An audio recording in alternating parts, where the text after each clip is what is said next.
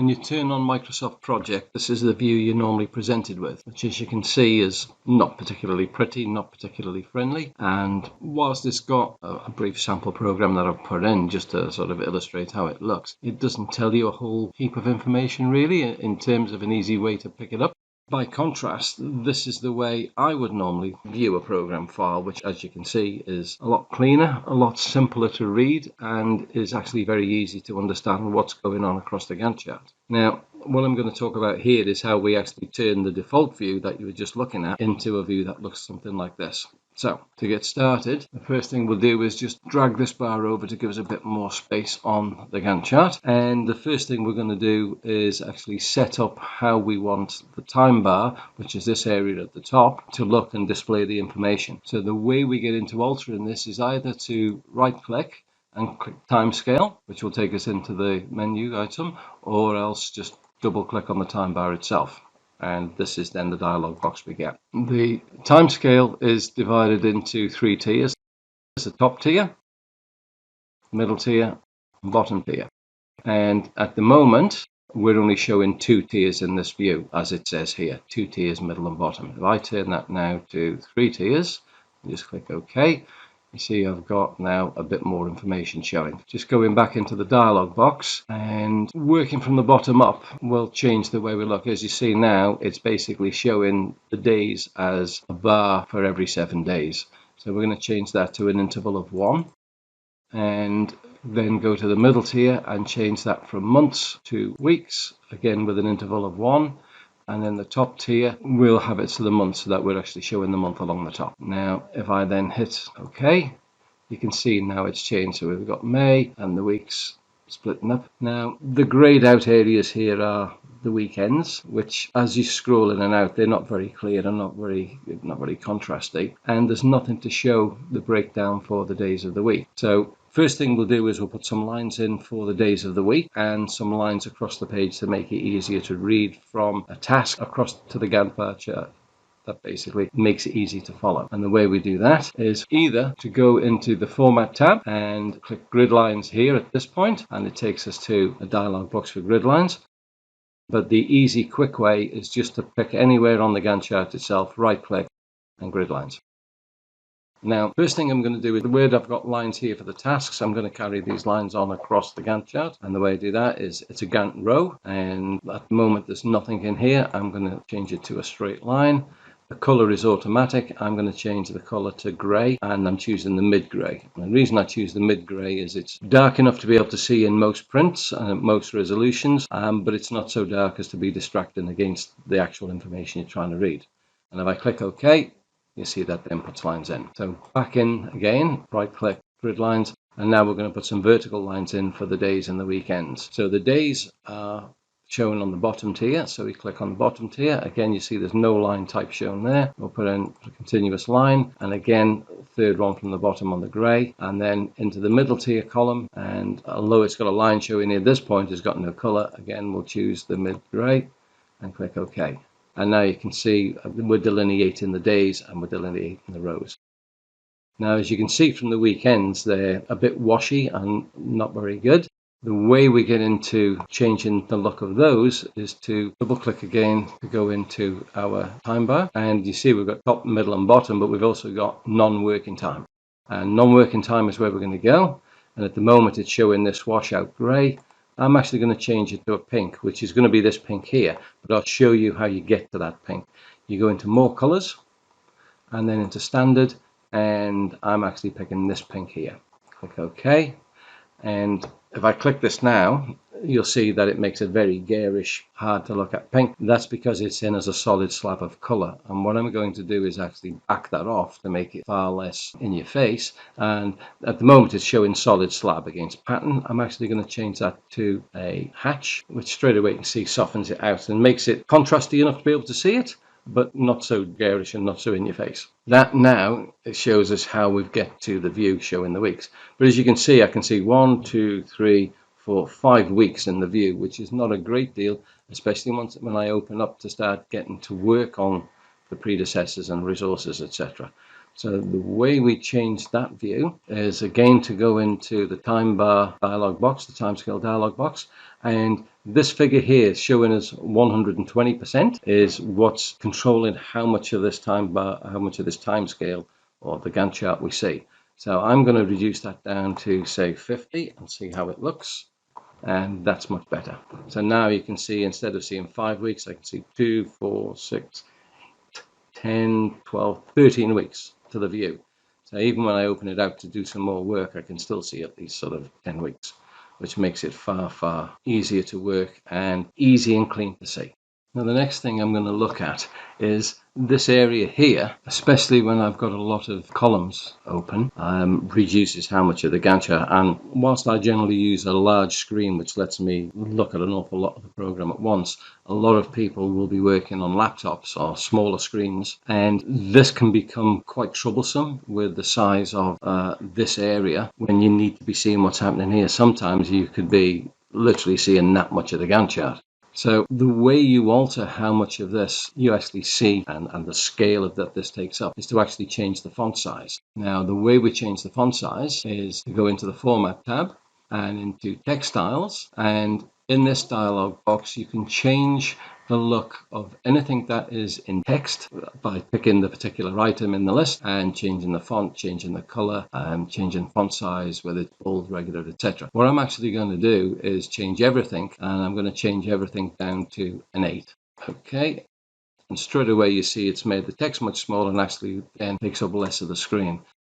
Now that might not seem like much of a change, but I was only probably sitting at a 12-point font to begin with. A lot of computers will actually, when they go into this as a default view, could be on a 14-point, and the difference at that point is staggering just how much more space you can get. And again, it's all about actually being able to see the Gantt chart, to see what's happening and going in. Plus, when we start putting in other information, you can get a lot more of the text information on screen without taking up so much of the screen. The next thing I'm going to do is get rid of these little arrows and lines that link everything together. In one way, they're very pretty for showing how things are linked together, but when you have a lot of lines in a program, and I mean at the moment I'm sitting on 26 lines, so it's not much of a problem. But if I was on a program that had, say, 2,000 lines, all this would create a complete massive spaghetti, which is extremely confusing and adds nothing to clarity. And my big preference is basically to work without the lines, because they don't actually add anything to my understanding. They don't add anything to the understanding of anybody else. So there's no need for them to be there. And the way we get rid of them is, again, back in the Format tab, across to Layout, and you've got options that change the way they look. So at the moment it is set to this. If I set it to this way, it just changes the way the arrows work. And if I go back in and go to my preferred matter, is take them away completely. Now, the other thing you can do in this is you can change the height of the actual bar itself. And I'm sitting there at 12, which is default for this, but sometimes it's actually better to have it a little bit bigger and just takes up a bit more of the line. Again, that's a matter of choice. Some views that you'll do will actually have these lines thinner, but again, it really comes down to individual choice and what it is you're trying to show. The old adage of presentation is everything comes really into play depending on what information you're trying to show to a particular party at a particular time. So there are a few other things you control as well. We won't bother with them at the moment. So there we are. Now, the other thing that we're looking at now is within each program, there's a thing called critical path, which is the critical jobs that have to be done to get the job done between the start and the finish. And in this view, which is a standard Gantt view, we can turn that on in the Format tab and click this, and it will show up the critical items as a critical path through to the end. And all the critical path is basically it's the chain of jobs that have to follow one after the other without a delay from the start to the end. It's the shortest period of time you can take to do the job. Anything that isn't on the critical path has leeway in terms of the slack you have in order to get the job done. The job doesn't have to start today. It might have a week of slack, which means that as long as you start it sometime in the next week, it's not going to affect your finish date. Now, looking at this, you can see the reds and the blues are a bit washed out.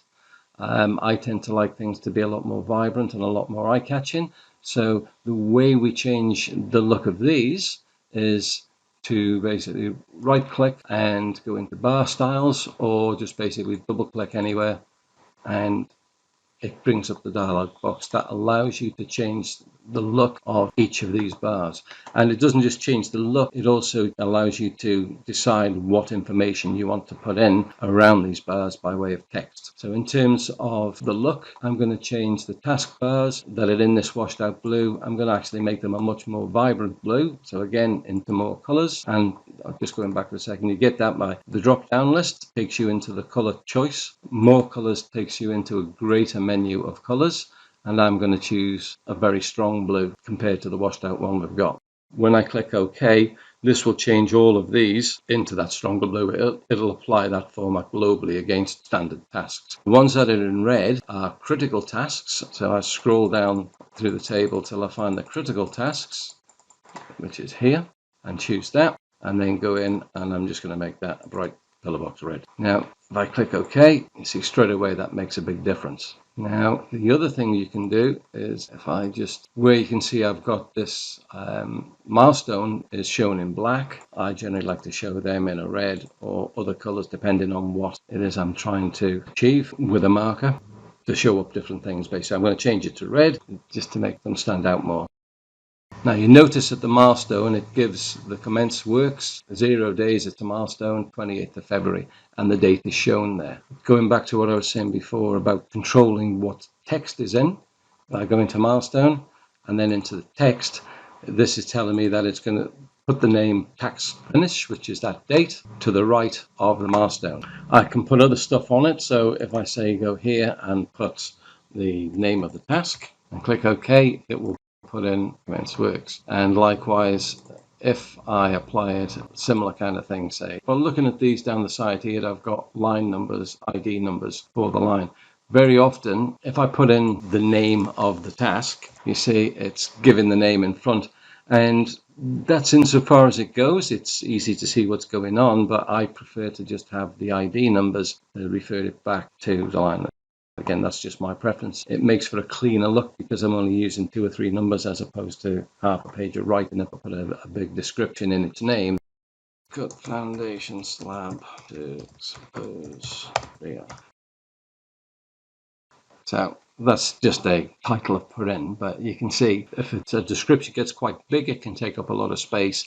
And when you've got an awful lot of them, it can make the Gantt chart look very, very crowded. My preference generally, as I say, is just to have an ID number, and it would go in under text, and I'm choosing ID, which is just a thing that says line number, and it gives a line number. So when I'm looking at this, I can easily look back and see it's this task. To me, it's just a cleaner way of presenting. Now you notice, because I've actually got a critical path line showing up, when I change the summary tasks, it's just changed those and not the critical. So it shows on the critical too. I have to go down and actually physically tell the critical path line that this is the information I want. Same thing, ID. And that globally changes everything. However, if, say, I wanted to change just an individual bar, if I hover on the bar and then double click it, I will change only that. So let's say I change the color to this purple color. Now, no matter what happens is that color will stay only in that color unless at some point this becomes critical, in which case it would change to red, and I would have to overwrite it manually to keep it in that color if it was on the critical path. Turn off the criticals at the moment. And I'll just put this back to being the blue, but you get the idea. Once you're actually happy with your view, to avoid you having to keep re-inputting and doing all of this every time you open project, you can actually save this as a style of Gantt chart that you want to use by default. And the way you do that is by first going into the task tab and this drop down button here for Gantt chart, which gives you various views. And you can see there at the moment we're using Gantt chart. What we're actually going to do is save the view here, and it will ask you for the view. So let's say call it my Gantt view. Okay. So that now means you can change to my Gantt view. To make it appear like this every time you start project, you have to tell project to use it by default. And the way you do that is into options and general. And it says here, you see at the moment it's set to Gantt chart 2. We're going to change it to my Gantt view. Click OK. And just to check its work, new and my Gantt view. So there you go, it's set up and ready to go.